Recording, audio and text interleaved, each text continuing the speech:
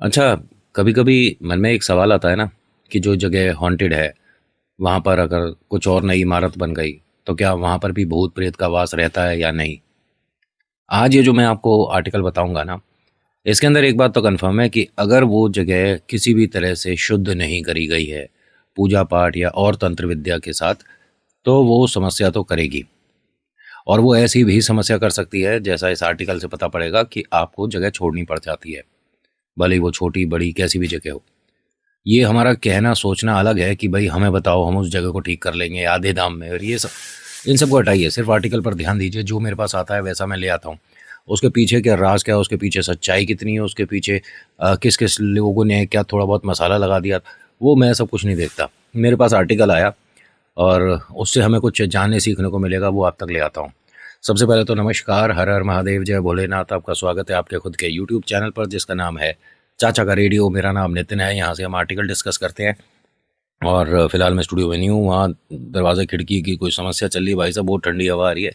और बस तो मैंने सोचा अपने रूम से कर लो, ज़्यादा बेहतर है। स्टूडियो में बहुत ठंडा हो रहा था।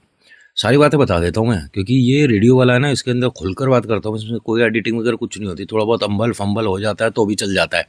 आप लोगों के प्यार और विश्वास ने थोड़ा सा बिगाड़ दिया है इस आदमी को।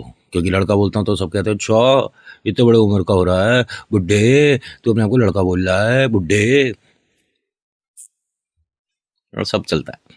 आप लोगों के प्यार ने, आशीर्वाद ने इस बुड्ढे को बिगाड़ दिया। अब ठीक है, अब हेटर्स क्या लिखेंगे। हेटर्स के लिए एक छोटा सा काम दे देता हूँ, बाकी लोग जब तक कहानी सुन लेंगे।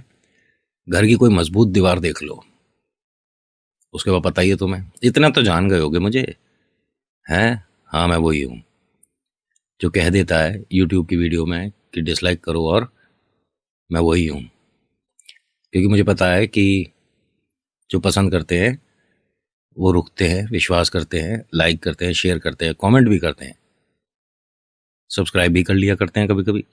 सब्सक्राइब से मुझे याद आया, मैं अपने सेकंड चैनल पर देख रहा था, उसमें पता है आपको, मतलब 40% लोग ऐसे हैं जो सब्सक्राइब नहीं किए हैं लेकिन वीडियो देखते हैं आकर। 40% नहीं करते मुझे सब्सक्राइब, कोई बात नहीं। और मुझे उस तरह से सब्सक्राइबर नहीं चाहिए, क्योंकि मैं परिवार बिल्डअप कर रहा हूँ, सब्सक्राइबर्स नहीं। आर्टिकल में आने में मुझे कितना समय लग गया? 2.5 मिनट। 2.5 मिनट तक तो सिर्फ बातें ही चल रही हैं। हिंदुस्तान का एक ऐसा गांव जो विकसित होने की कोशिश कर रहा था। इस जगह के नाम को हम थोड़ा सा रहस्य में रखेंगे, क्योंकि बात जुड़ी हुई है बहुत लोगों से। हर किसी किरदार को यहाँ पर अगर शामिल करने लग गया, तो मैंने कागज़ पे लिखा तो था, 3-4 कागज़ भर गए, तो मैंने कहा भैया पहले कागज़ पर जगह और जो हुआ था वो सब लिखूंगा, बताऊंगा। बाकी हर किसी की एक अलग जो कहानी चल रही है उसे समझाने बताने में बहुत लंबी वीडियो बन जाएगी। रजिस्टर के 3 पेज भरने का मतलब समझ रहे हो, बहुत बहुत ज़्यादा हो जाता है। क्योंकि 6 पेजेस हो गए ना, आगे पीछे आगे पीछे आगे पीछे, ऐसे वाला।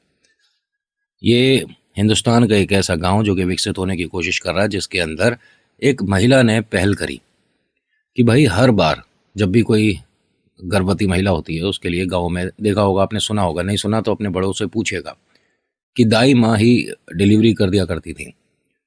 हमारी जो माताएं बहनें हैं जो गर्भवती हैं, उनके जब संतान आने वाली होती है तो उन्हें कहीं किसी हॉस्पिटल डिस्पेंसरी जाने की ज़रूरत ही नहीं पड़ती। उन डॉक्टर्स से भी एक्सपर्ट कह सकता हूँ कि दाई माँ हुआ करती थी पहले के टाइम में। तो यहाँ दाई माँ की जो बहू थी, उसने एक अपनी तरफ से कोशिश करी छोटी सी। मतलब फाइनेंशियली ये लोग ठीक थे, पैसे से ठीक थे, मजबूत थे। उस गांव में सबसे ज़्यादा पैसे वाले यही थे। और दाई माँ इस चीज़ का कोई रुपया चार्ज नहीं करती थी। बस वो कहते थी कि आज रोटी तुम्हारे घर की खाएंगे हम। बस ऐसा सा उनको कुछ रहता था कि लड्डू खिला दिया, रोटी खिला दी, पैसों का कोई मतलब नहीं था। ख़ानदानी पैसे वाले थे वो लोग। दाई माँ की जो बहू थी, बड़ी बहू, ठीक है, उसने कहा कि माई, हम लोगों की मदद तो करते हैं, लेकिन सिर्फ इस गांव के लोग ही हैं जो कि आपको जानते हैं या आप उनके मदद पहुंचा पाते हो। बाकी गांव के लोग भी तो हैं। उन्होंने कहा देख, मैं किसी को मना तो नहीं करती, कोई हमारे दरवाजे पे आता है तो मैं हाँ करती हूँ, चाहे भले ही दोपहर हो, शाम हो, रात हो, बारिश हो।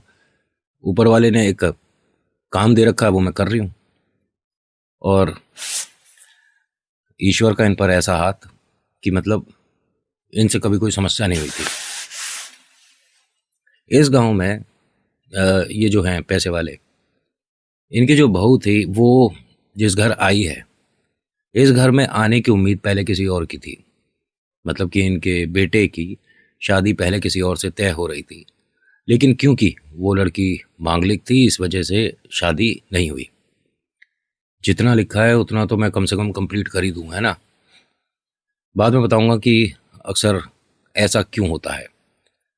अगर आप मांगलिक हैं तो मांगलिक से ही शादी करनी ज़रूरी होती है। बहुत से लोग हैं इन चीज़ों को नहीं मानते। Oh no, we are in 2024, what do you mean by मांगलिक? गूगल कर लो, हवाई जहाज बन जाएगा। या करके देख लेना किसी से ऐसे से ब्याह जो कि मांगलिक हो और आप ना हो, पता पड़ जाएगा किसे क्या कहते हैं और इनका क्या महत्व होता है। ये जो हमारे स्टार्स हैं ये मजाक हैं। हम सबसे ज़्यादा अक्लमंद हैं, दुनिया बेवकूफ़ है। खैर, होता क्या है कि इनकी जो बहू है इनसे किसी को परेशानी थी, क्योंकि उस घर की वो बहू बनने वाली थी। लेकिन आई ये दाई माँ ने ना इसके हाथ में एक कड़ा अपने हाथों से पहनाया था, और उस कड़े पे कोई चीज़ जैसे जैसे रुद्राक्ष टाइप का मान लो, ऐसा कुछ एक छोटा सा, मतलब उसमें फिक्स था अंदर, उस कड़े में कुछ स्पेशल था वो। उसने कई बार पूछा भी था कि दाई माँ ये किस चीज़ का बना है। उन्होंने कहा तुझे क्या मतलब, ये कई धातुओं से मिलकर बना है और ये हमारे पूर्वजों का एक गिफ्ट है जो ख़ानदानी चलता आ रहा है, और तू हमारे घर की बड़ी बहू है तो ये तेरा बनता है, तो आप माँ को दो ना। नहीं बेटा, ये तेरे लिए ही है, तो ये छोटी बहू को दे दो। उन्होंने कहा नहीं, ये सिर्फ तेरे लिए है और इसके पीछे एक बड़ी वजह भी है। उस दिन उन्होंने ये बात खोल दी इसके सामने कि शादी उससे होने वाली थी, लेकिन उन्होंने जन्मपत्री वगैरह छुपाई थी। वो बाद में हमारे पंडित जी ने उनका हाथ देखते ही कई चीज़ें बता दी और कहा कि इन्होंने जन्मपत्री भी जो आपको दिखाई है वो गलत है। फिर धीरे धीरे बात खुली और वो शादी पोस्टपोन्ड हो गया, फिर कैंसिल हो गया। तो उसने कहा तो इसमें मेरी क्या गलती है? बेटा तेरी कोई गलती नहीं है, लेकिन हाँ, ये तेरे को बुरी शक्तियों से, बुरी आत्माओं से, भूत प्रेतों से, बुरी नज़र से बचाने के लिए मैंने पहना है, इसे कभी उतारना नहीं। उसने कहा ठीक है। अब होता क्या है कि दाई माँ के लिए तभी वहाँ कोई आती हैं और कहती हैं कि घर पे जो उनकी वाइफ हैं उनको बेबी होने वाला है, तो आप प्लीज़ चलिए। उसने फटाफट से दाई माँ ने अपना जो भी उनका सामान रहता है लिया और बड़ी बहू से कहा कि तू भी चलेगी क्या? उसने कहा हाँ मैं चलती हूँ ना। अब ये दोनों गए वहाँ, उस घर खुशी आई, और जब ये चल रही थी तो दाई माँ को उन्होंने 3-4 लड्डू बांध के दिए, जैसा कि सबको पता था कि दाई माँ पैसे नहीं लेती थी। अब ये जो बहू है इसे ये बात बड़ी अजीब लगी कि अम्मा जी भी देखो इतनी दूर तक आती हैं और ये इनका मन अच्छा है, वरना लोग तो पैसे के लिए काम करते हैं, तो क्यों ना एक गाड़ी चलवाई जाए। ठीक है, ध्यान से सुनना, जो कि दाई माँ के घर तक, मतलब हमारे घर तक इन महिलाओं को लेकर आए as a kind of ambulance. इन्होंने बात करी तो एक बैलगाड़ी की व्यवस्था हो पा रही थी कि भाई गाड़ी तो बहुत महंगी आती है, इस गांव में किसी के पास गाड़ी भी नहीं थी, पैसे वाले थे और बहुत पुरानी बात थी, और गाड़ी अगर खरीद भी लेते हैं तो उसे चलाने वाला कौन होगा। फिर इन्होंने एक छोटा सा, मतलब जैसे आज की डेट में हॉस्पिटल्स होते हैं, ऐसा कुछ एक डिस्पेंसरी इन्होंने बनवाने के लिए अपने ससुर जी से बोला। उन्होंने कहा बेटा दिमाग में जो बात आई है हमारे क्यों नहीं आई? बात बिल्कुल ठीक है और हमारा एक बहुत बड़ा मकान है जो गांव के ठीक बीच में है, उसे तू कैसे कर सकती है, देख ले। उसने कहा ठीक है। उसने जाके जगह देखी, जगह उसको उचित लगी, बीच की दीवारें वगैरह कुछ ऐसा करना है वैसा करना है, वो सब हुआ। परिवार ने पूरा सपोर्ट करा। वो जो लड़की थी जिसकी शादी होने वाली थी, उसकी जिससे शादी हुई है, ठीक है, उस आदमी को ये घर पहले से ही पसंद नहीं था क्योंकि इन पे पैसा है। कमाल की बात देखिए, जोड़ी भी कैसी बनी है, दोनों को ही उस परिवार से नफरत है, उस घर से नफरत है। अब उनकी इस क्या कहते हैं, एक नई जो कोशिश कर रहे हैं उसमें भी उन्हें दिक्कत हो रही थी। डिस्पेंसरी ऑलमोस्ट तैयार होने वाली थी, बस 2-1 दिन में इनॉग्रेशन था, लोगों को बता दिया गया कि किसी के भी घर में, जैसे कि अब प्रेग्नेंट हो चुकी हैं और उनका डिलीवरी का टाइम है, तो आप 1 हफ्ते पहले यहाँ पर आ जाओ, खाना पीना रहना सब कुछ मुफ्त है, कोई पैसे नहीं लगेंगे। तो यहाँ लोग इस चीज़ को नई जो खुल रही है इसके लिए वो भी एक जैसे कहते हैं ना, उनके लिए भी एक अच्छा एक्सपीरियंस होने वाला था। ये गांव से बात तुरंत बाहर चली गई, वहाँ के लोगों को पता चला। भाई साहब, जिस दिन इनॉग्रेशन था उसके अगले दिन यहाँ पर सारे बेड भर गए। दाई माँ तो एक ही हैं, बाई चांस अगर 2 को टाइम देना है तो कैसे पॉसिबल होगा।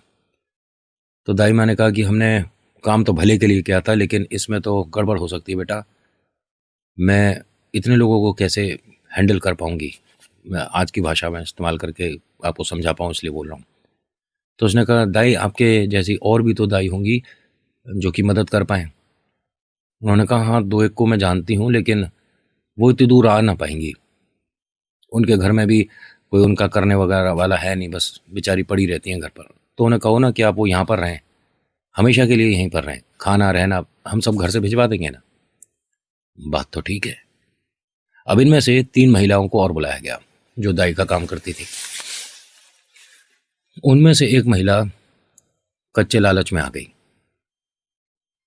वो जो लड़की है जिसकी शादी होने वाली थी दाई के घर पर, उसने उससे पहले ही कांटेक्ट कर लिया और बता दिया कि तुम्हारे को यहाँ रहना है, क्या क्या हो रहा है बस हमें बताते रहना है, और जो जो हम कहेंगे वो तुम्हें करते रहना है।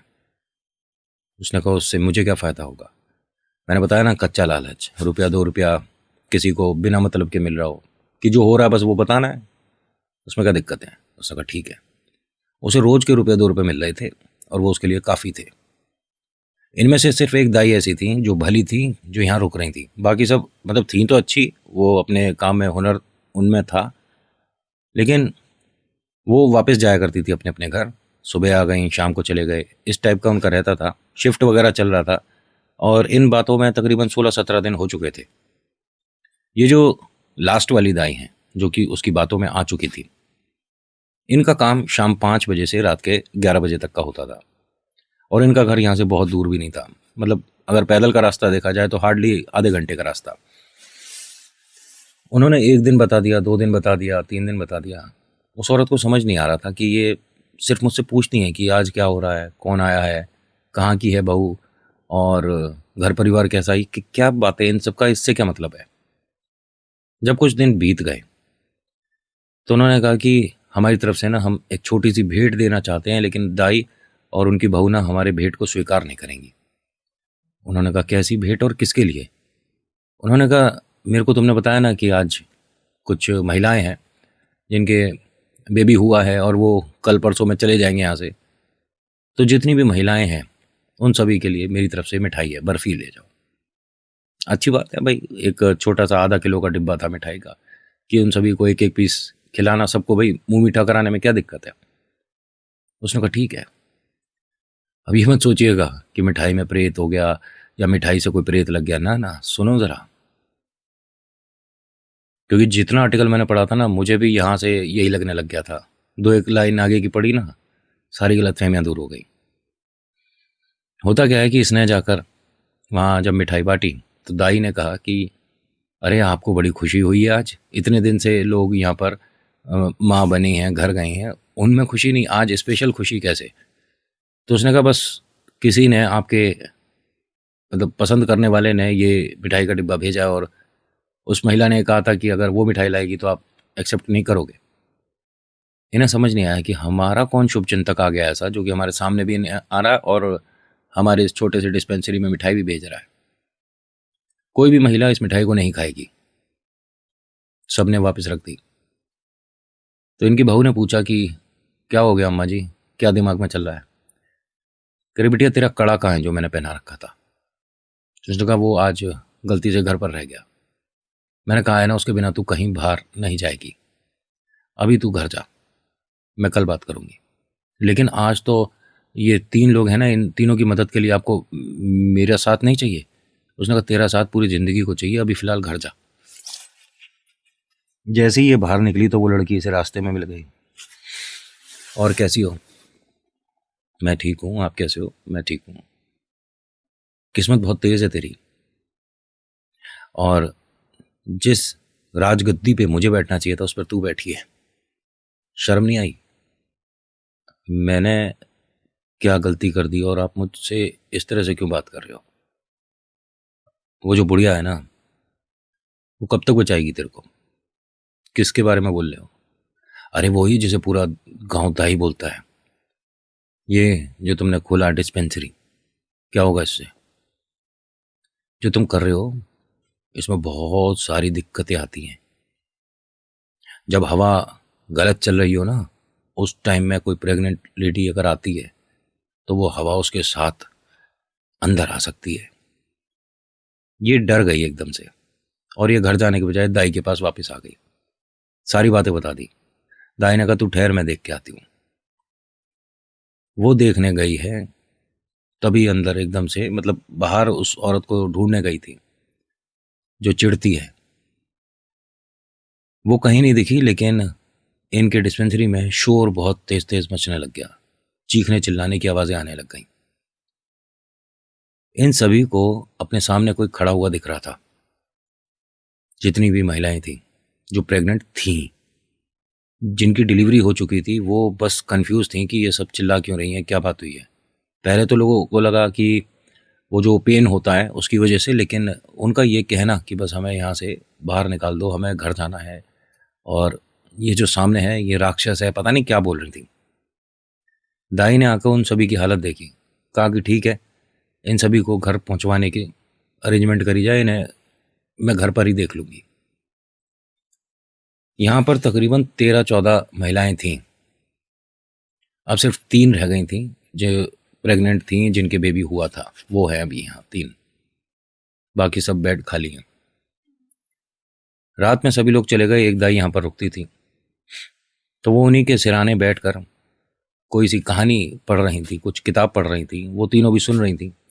कुछ इधर उधर की जो बातें होती हैं वो कर रही थी। माहौल कैसा है, घर का क्या है, पति का करो है, बस इस तरह की जो भी बातें होती है, बस ये इन सभी का एक आपस में थोड़ा गेट टुगेदर सा चल रहा था। और इनके जो बाकी बेड थे वो उधर के वो सब खाली थे। तकरीबन आधे पौने घंटे बाद, जब यहाँ पे इतनी बिजली की व्यवस्था नहीं थी, सिर्फ एक छोटा सा बल्ब जलता था जिससे पूरे में व्यवस्था होती थी, और जहाँ वो डिलीवरी होती थी वहाँ एक थोड़े बड़े बल्ब की सुविधा थी। बाकी हमारी दाई तो ऐसी कि वो आंख बंद में अंधेरे में, उन पर ऐसा हाथ था ईश्वर का। अब होता क्या है कि उन सभी को वो बेड भरे हुए दिखे, लेकिन कुछ इंसान नहीं थे ये, मतलब किसी चीज़ के पीसेस थे, जैसे जानवर हैं या क्या है, पता नहीं क्या चीज़ थे। और पूरे बेड पे, हर बेड पे बाकी जितने भी थे, जिसे सबसे पहला दिखा उसने दाई से कहा, जो यहाँ पर रुकती हैं, कि मुझे घर जाना है, मुझे यहाँ से आप हटाओ। दाई ने उससे पूछा कि क्या हुआ बेटा, कोई दिक्कत हो रही है? उसने कहा दिक्कत कोई नहीं हो रही, बस मुझे डर लग रहा है। मेरे साथ वाले बिस्तर पे कोई है, कोई अभी आकर बैठा था और मैंने देखा है। कौन है पता नहीं, लेकिन कुछ तो है यहाँ। दूसरी वाली जो थी उसने भी यही बात बोली, और फिर तीसरी वाली ने भी। दाई को नहीं दिखा। दाई ने कहा कि मैं बड़ी दाई माँ को बुला कर लाऊं क्या? कहा कि नहीं, रात ज़्यादा हो गई है, अब इस वक्त उन्हें बुलाने की ज़रूरत नहीं है। तो आप तीनों एक काम करो, आ, उस तरफ चेहरा रखो जिस तरफ आप देख रहे हो, उस तरफ डर लग रहा है तो, क्योंकि हम कहीं जा तो सकते नहीं, मदद को कोई और है नहीं, मैं बीच में बैठ जाती हूँ। उन्होंने क्या करा, वो जिस छोटी सी कुर्सी पर बैठी थी तीनों के इस तरफ, अब वो तीनों के उस तरफ बैठ गई कि जो भी संकट आए वो इन गुड़ियाओं पर ना आए, मुझ पर आए। इस तरह के भी बहुत प्यारे लोग होते हैं। ये जो दाई हैं, इन्हें पता है कि पूरे इस डिस्पेंसरी में इनके अलावा कोई नहीं है। माएँ हैं, उनके साथ उनके बालक हैं, ठीक है, एक के जुड़वा बालक हुए थे, और ये अकेली, मतलब और कोई नहीं है पूरी डिस्पेंसरी में। इनके दोनों कंधे पे आकर किसी ने हाथ रख दिया। दाई ने कहा था इन तीनों को कि कुछ भी हो तुम पलट कर मत देखना, सुबह तक आपको उधर ही देखना है, कुछ भी हो जाए। पानी चाहिए, कुछ खाना है, मैं ला कर दूंगी, लेकिन जब डर लग रहा है तो पलटना नहीं। और दाई उनकी समस्याओं को अपने ऊपर लेने के लिए कुर्सी पर वहाँ पीछे बैठ गई थी उनके। जैसे ही उसके कंधे पर किसी ने हाथ रखा, दाई की धड़कनें तेज हो गई एकदम से। हिम्मत तो करना चाहती है देखने की, लेकिन समझ नहीं आ रहा कि कैसे देखे। दाई का ये कहना था कि ये इंसानी हाथ नहीं थे। ऐसा लग रहा था जैसे पुराने ज़माने में, अगर बात करी जाए, मैं आपको समझाने के लिए बता रहा हूँ, जैसे डायनासोर है ना, किसी डायनासोर के आपने पंजा देखा है? वो कहती हैं जब मैंने अपने चेहरे को हल्का सा नीचे कर कर देखा तो कंधे पर वो इतने बड़े बड़े पंजे थे, इंसान के हाथ नहीं थे मेरे दोनों कंधे पर। और मेरे सिर पे एक तरह से फूंक मार रहा था कोई। बस इतना ही याद है, और ये सुन्न बैठी रही। सुबह हुई, दाई आई तो देखती क्या है कि सभी लोग सो रहे हैं, उनकी आंखें खुली हुई हैं और एक एक टुक दरवाजे की तरफ देख रही हैं। दाई माँ उसके पास आई और पूछती हैं कि तुम ठीक हो, तुम ठीक हो? तो वो एकदम गिर गई। सबको ऐसा लगा जैसे कि प्राण छोड़ चुके हैं ईश्वर के पास, ये चली गई हैं। सब जगह रोना सा शुरू हो गया एकदम। यहाँ लोग इकट्ठे होने शुरू हो गए। बात बढ़ गई। उन तीनों ने रात की सारी बातें बता दी और ये बात बहुत तेजी से फैल गई। डिस्पेंसरी कोई नहीं जाएगा, यहाँ तो भूत प्रेत हैं, यहाँ आत्माएं रहती हैं। वो जो छोटी दाई आई थी उनको वो प्रेत खा गया। इनको जमीन पर लिटाया गया। इनके घर वालों को, जो कोई भी जानकार वाला था, उसे सूचित किया गया। बहुत लोग परेशान थे। एक तरह का अपशगुन भी हो गया। लोगों का ये कहना था कि जहाँ पर ये नवजात आए हैं, बच्चे आए हैं, ज़िंदगी इन्होंने शुरू करी है और इनके जस्ट बगल में गलत है, अपशगुन है। लेकिन उन तीनों ने कहा कि ये कोई अपशगुन नहीं है, ये हमारी माँ से बढ़कर हैं। इन्होंने सारी समस्याएं अपने ऊपर ले ली, वरना वो समस्या हमारे साथ होती, हमारे बालकों के लिए और हमारे लिए। इन्होंने अपने आप को एक तरह से प्रेत के सामने समर्पित कर दिया, यही तो कहोगे। अम्मा जी ने अपनी बहू से कहा कि बेटा कड़ा उतार कर इनके हाथ में पहना दे। ये वही दाई है जिसने कहा कि कड़ा कभी नहीं उतारना। और सुन, किसी से पहले हल्दी मंगवा ले। हल्दी मंगवाई गई जी। हल्दी को जमीन पर बिखेरा। अम्मा ने कहा कि अब तू हल्दी के ऊपर खड़ी हो जा, उसके बाद कड़ा उतारना। लेकिन अम्मा जी, अरे जो कह रही हूं वो कर, मुझे कुछ ऐसा लग रहा है। इन्होंने ऐसे ही किया। जैसे ही इसने कड़ा उतारा और इनके हाथ में पहनाया तो एकदम इन्हें खांसी सी हुई और ये उठकर बैठ गई।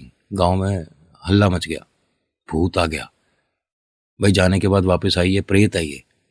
और उसके बाद काफ़ी समय वो जिंदा भी रही हैं। ऐसा नहीं है कि वो कुछ एक सेकंड को आई थी। अब ये कैसे हुआ समझ नहीं है। पॉसिबिलिटी अगर देखा जाए with the help of science, ऐसा मुमकिन बहुत कम है। बट अगर देखा जाए ईश्वर और प्रेत के बारे में बात करी जाए, एवरीथिंग इज पॉसिबल, कुछ भी हो सकता है।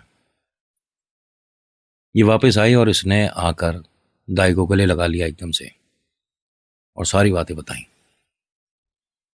दाई ने कहा ठीक है, जिसको ये जगह चाहिए उसको दी, लेकिन मैं अपने लिए और अपने लोगों के लिए समस्या कभी नहीं होने दूंगी। उसने दाई ने एक बात और कही कि वो जो फूंक मार रहा था ना, उसके साथ साथ कुछ आवाज आ रही थी जिसमें वो आपका नाम भी बोल रहा था कि वो किसी को छुए ना, अब कुछ ऐसा। दाई ने इस बात को मजाक समझा कि ऐसा थोड़ी ना होता है, और मुझे अभी आधे घंटे बाद किसी की डिलीवरी है, वहां जाना है। नहीं, उसने जो बोला माई मैंने आपको बता दिया। अपनी गुड़िया से कहती है कि तू ठीक है? उसने कहा हाँ मैं ठीक हूँ, जिसको हल्दी पर खड़ा कर रखा था। उन्होंने कहा बेटा पैर ऐसे ही रहने देने हैं, अपना चप्पल वगैरह जो भी पहननी है पहनो और सीधा घर जाओ। जब तक मैं नहीं आती तब तक घर ही रहना। दाई से कहा कि आप इस कड़े को अभी उतारोगे नहीं जब तक मैं इसको बंद नहीं कर देती। किसको? आप ये डिस्पेंसरी बंद कर रहे हो? बस ठीक है, आज के बाद नहीं। मुझे आप सबकी बहुत परवाह है इसीलिए मैंने किया था, लेकिन अगर मेरी वजह से समस्या होगी तो मैं नहीं करूँगी, बंद कर दो। ये डिस्पेंसरी बंद हो गई। उसके बाद वो जिसके डिलीवरी के लिए गई थी, कहते हैं कि अम्मा जी के उस घर में पैर रखते के साथ ही वो औरत बेहोश हो गई। लोगों तक ये बात पहुंच चुकी थी कि इन्हें इस तरह से मना किया है, उन्हें मना कर दिया गया कि हम कोई एक्सपेरिमेंट नहीं कराना चाहते अम्मा जी, लेकिन आपके घर में आते ही वो बेहोश हुई, तो हम हाथ जोड़कर आपसे माफ़ी मांगते हैं, आप नहीं करो, कोई और कर देंगे। दाई को ये बात बड़ी अजीब लगी कि पहली बार किसी ने मुझे मना किया इस बात को। बस गुड़िया खुश रहे और ये वहाँ से अपने घर आ गई। आंखों में आंसू थे। इन्होंने सारी बात अपने बच्चों को बताई। उन्होंने कहा कि आपने गांव के कितने लोगों की मदद करी है, बाहर भी जाकर डिस्पेंसरी भी खोली है। कोई बात नहीं, जैसा जो आपको उचित लगे, लेकिन सबकी भलाई करने के बाद आपको अच्छाई वापस मिलेगी, ये तो सोचना छोड़ दो। हम इंसान ना सामने वाले के किए को, सामने वाले की अच्छाई को 2 मिनट में भूल जाते हैं। आप बहुत बार हाँ बोलो सब चलेगा, एक बार ना बोल दो सब बेकार हो जाता है। ऐसा ही इनके साथ हुआ। कहते हैं उस डिस्पेंसरी पे आसपास दीवार पर बच्चों ने मजाक में या पता नहीं किसने भूतिया डिस्पेंसरी करके लिखना शुरू कर दिया। भूत के कुछ चित्र बनाने शुरू कर दिए। पूरे आसपास डिस्पेंसरी के दरवाजे वगैरह टूट चुके थे, बिल्कुल खाली सुनसान हो चुका था। लोगों को डर कब लगा? जब इसमें डिलीवरी के समय वो जो आवाज़ आती है चीखने की, चिल्लाने की, दर्द की, वो आने लगी। डिस्पेंसरी में कोई है नहीं, ये बंद है, लेकिन आवाज़ कैसे आ रही है?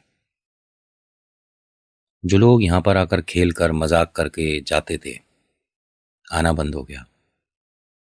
इस जगह बहुत बार कोशिशें हुई देखने, सोचने, समझने की क्या है। हर बार कुछ नया ही सामने आता था। परिणाम ये हुआ कि गांव से कोई भी महिला प्रेग्नेंट जो हुआ करती थी इस डिस्पेंसरी के आसपास भी नहीं जाया करती थी। वो कहते थे कि हाँ, इसके आसपास आते के साथ ही हमें ऐसा महसूस होता था जैसे हमारे कंधे पर किसी ने हाथ रखा है। और वो डर इतना बढ़ गया कि लोगों ने इस गांव से पलायन ही कर दिया। वो जो भूतिया डिस्पेंसरी है वो आज भी है। उसके पास एक बहुत बड़ा ट्यूबवेल बना था। कहते हैं उस ट्यूबवेल के अंदर भी आवाज आती थी, उसको भी बंद करना पड़ा। जैसे कि कोई पानी के अंदर कुछ बोल रहा है, अगर आप कान लगाकर सुनो तो ऐसा लगता था लोगों को। आपको ध्यान है कि अम्मा जी ने उन्हें दाई को कड़ा पहनाया था। उन्होंने ये बताया कि मुझे देवता दिखते थे जब से मैंने कड़ा पहना है, और मैंने हर एक ईश्वर को देखा है, साक्षात देखा है। ये मानो कि पूरा एक चक्र मेरे आसपास बनता था कि कोई भी देवता, किसी भी प्रेत बाधा को मेरे तक नहीं आने देंगे। और ये सारी बातें धीरे धीरे धीरे धीरे इधर से उधर से सबसे जो मिलके आई, वो जो इनकी बहू है उनके हस्बैंड के माध्यम से आर्टिकल के रूप में आई है। अब इनकी उम्र तकरीबन 67 है, तो कम उम्र तो इनकी भी नहीं है ना। इन्होंने कहा कि उस भूतिया डिस्पेंसरी को 2 बार कोशिश हमने भी करी थी कि दोबारा से शुरू करा जाए लोगों की मदद के लिए, लेकिन ऐसा कुछ हो नहीं पाया। हिंदुस्तान के या वर्ल्ड के बहुत सारे ऐसे जगह हैं जहाँ पर प्रेतों ने आज भी अपने होने का एहसास करा रखा है। तो आज के आर्टिकल में इतना ही। कैसा लगा बताना ज़रूर। अच्छा लगा तो प्लीज़ लाइक करिए, शेयर करिए, कमेंट में लिखिएगा जय श्री राम, आपका नाम आपकी जगह। So thank you so much for watching. मेरा नाम नितिन है। मुलाकात करूंगा आपसे एक अगली वीडियो में। हर हर महादेव, जय भोलेनाथ। धन्यवाद।